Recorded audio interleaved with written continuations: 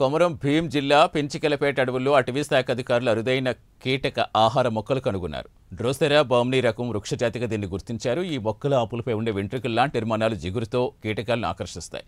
చిన్న చిన్న పురుగులు వాలగానే వాటిని బంధించి కీటకాలను జీర్ణం చేసుకుంటుందని అధికారులు తెలిపారు.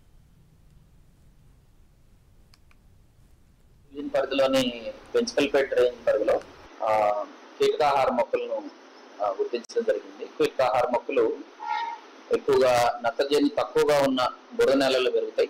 మనకి ఇక్కడ డ్రోసెరా రకానికి సంబంధించిన కీటకాహార మొక్క ఉంది. దాదాపు ఇవి 194 జాతులు ఉన్నాయి. ఈ డ్రోసెరేసి కుటుంబానికి చెందింది. ఇవి కీటకాలని ఆకర్షించి వాటి ఆకుల్లో ఉన్న ఎంజైమ్ల ద్వారా ఇవి జన్యుక్రియ చేసుకొని ప్రోటీన్ల కోసం మాత్రమే ఇవి ఆకర్షిస్తూ ఉంటాయి. ఇవి ప్రత్యేకంగా మన పెంచికల్పేట అడవుల్లో ఉండటం మనకు అదృష్టం. వీటన్నింటినీ కాపాడాల్సిన బాధ్యత మనందరి మీద ఉంది. అంతేకాదు జీవ వైవిధ్యానికి సంబంధించి కాగజ్ నగర్ అడవులు చాలా ప్రత్యేకమైనవి. ఇక్కడ జంతు సంబంధమైన జీవ వైవిధ్యం, వృక్ష సంబంధమైన జీవ వైవిధ్యం ఎక్కువగా ఉంది. అందువలన కన్జర్వేషన్ రిజర్వ్ ని డిక్లేర్ చేయడం జరిగింది.